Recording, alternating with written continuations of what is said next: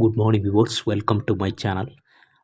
நம்ம இப்போ பார்க்க போகிறது பேங்க் நிஃப்டியில் ஆப்ஷன் எந்த ப்ரைஸுக்கு மேலே பை பண்ணலாம், ஸ்டாப் லாஸ் எவ்வளோ வைக்கலாம், டார்கெட் எவ்வளோ வைக்கலான்றதை பற்றி பார்க்க போகிறோம்.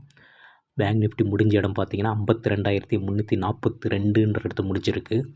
நம்ம பார்க்க போகிற ஸ்ட்ரைக் என்னன்னு கேட்டிங்கன்னா